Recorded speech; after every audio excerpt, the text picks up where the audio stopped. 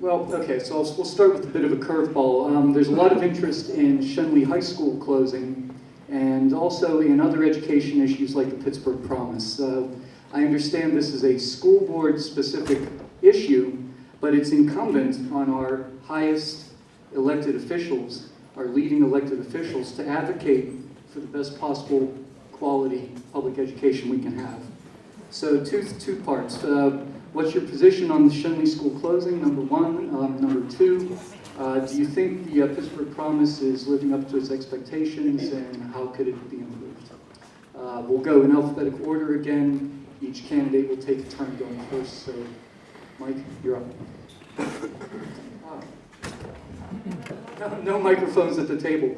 Could we maybe, sorry, Mike. No, you're okay. You can come up here. If we can maybe get a couple extra microphones, whoever's working here, Whiteman, for the council candidates, that'd be helpful. Thank you.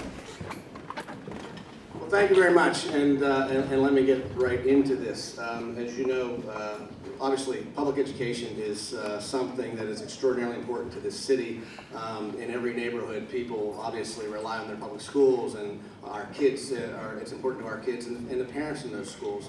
I'm a person who believes that the mayor has to be play a very vital role in our public education. I know there's not a direct connection, but there are a couple roles that I think the mayor ought to play.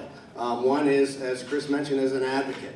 You know, an advocate in Harrisburg when it comes to spending cuts. You know, Governor Corbett gutted public education over the last couple of years, whether you're talking about early childhood education, basic education, special education, gutted. And I really believe that the mayor of the city of Pittsburgh should be involved and engaged in that battle and fighting that fight on behalf of the people back here in Pittsburgh who are reliant on those public schools. I only have 10 seconds left.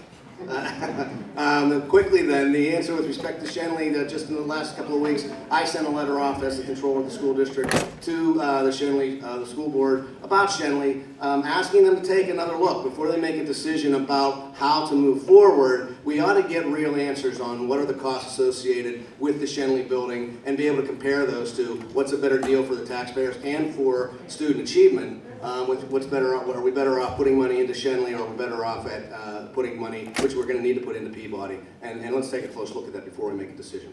Thank you.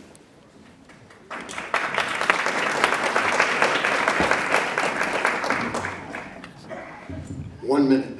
All right. So 6 years I've been involved in the Schenley discussion. I worked with Carnegie Mellon University in order to do a study, in order to find a way to be able to keep Schenley open by selling the Ravenstahl property and using almost like a TIF in a lease deal that would allow the school to be able to keep that school open without incurring debt.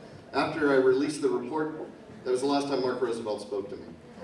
We created a community plan, and I funded it so that the neighbors around Schenley Heights and the neighbors all the way down to the hill would have a voice in what that building would look like and what an adaptive reuse could be. We hired Faulkner and Associates to put those visions into a plan to go to developers, and what ended up happening, we quadrupled the number of people who bid on the property, and we doubled the amount of money that's come in for the sale of that property.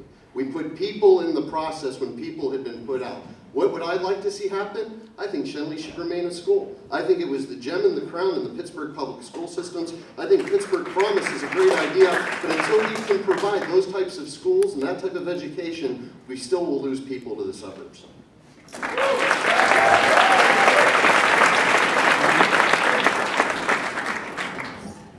Well, good afternoon, everybody, and it's great to be here. Last time I appeared in front of this group, it was in somebody's living room, and there weren't quite as many people, so it's great to see the wonderful turnout here this afternoon, and look forward to the next hour. I too share the vision of Bill and Michael in terms of relooking at Schenley and encouraging the school board and the school district to do that. It's obviously a very historic building and one that I think the school district needs to move carefully on. As far as the Pittsburgh Promise, if I had to stand here and tell you the thing that I'm most proud of, it is the creation of that program. That program has now touched 3,800 students that have been graduates of the Pittsburgh Public School District. The first graduating class was of 600. I'm happy to tell you that one of the first people hired through that process is a young lady by the name of Vanessa, who went to Westinghouse High School and now is working in my office. And the Pittsburgh Promise, from my perspective, is an opportunity to do exactly what was mentioned by Councilman Peduto, to keep families in the city, to encourage them to stay here, and to raise the quality of public education. And as the mayor, we don't have as much control as I think we would like over the public school district, but it is an issue that worries me. It is an issue that we have to deal with. If we're going to be successful as a city, we have to offer good quality public education. And I do believe that the mayor needs to be an advocate. I have been an advocate, and the Pittsburgh Promise is something that I'm very proud of, and I know it's touched many people in this community here as well as throughout the city. Thank you. Yeah, a minute is a short amount of time, so let's go another 30 seconds on the Pittsburgh Promise, and don't get up. We're going to think on our feet here. You can pass the mic around. It's got a long cord. Okay, and let's go back with the mayor. 30 seconds each, please, on the Pittsburgh Promise. We're going to give you guys water also. Well, thank you. I didn't expect the Pittsburgh Promise to be the first question, but I'm happy that it is. You know, again, when you talk about the opportunity for education and the opportunity, especially for those who never otherwise dreamed about going to college, young kids whose parents can't afford it, now have the opportunity to receive up to $40,000 worth of a college education.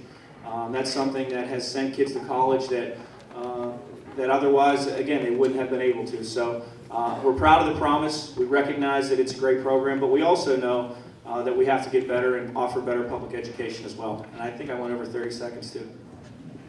Thanks. So what I was saying about the Promise is it's a good program, there's no doubt. But it also, we have to recognize the fact that within our public school system right now, people are choosing to leave the city.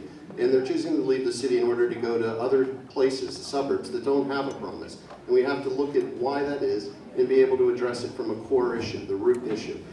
We need to give parents and teachers more power within the schools, decentralize the power. We look at around the East End and the opportunities that we have, and then look at the rest of the city and talk to people.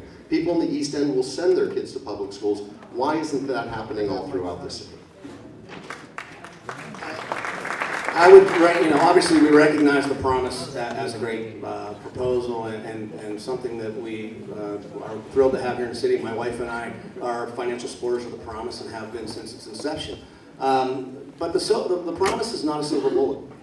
You know, when you've got a situation where more than half of the African American kids in our public schools can't avail themselves to the Promise, we've got a lot of work to do. And there's a role here for the mayor. In addition to being an advocate, I think the mayor should be a facilitator for that out-of-school time that's so critical to so many of these kids. We know that students perform better when they've got an engaged and involved parent. Now, we can do a lot of things to help parents get more involved and more engaged, but even then we have kids who fall through that crack. And there's an opportunity for the mayor to act as facilitator to, you know, whether it's in the school buildings themselves, in the rec centers, in the libraries, in church halls, or rooms like this, where we can have that kind of programming that really provides that kind of support for some of these kids. That's really what we need to do, and that's a role that the mayor can play, and a role that I intend to play when I'm mayor. Thank you.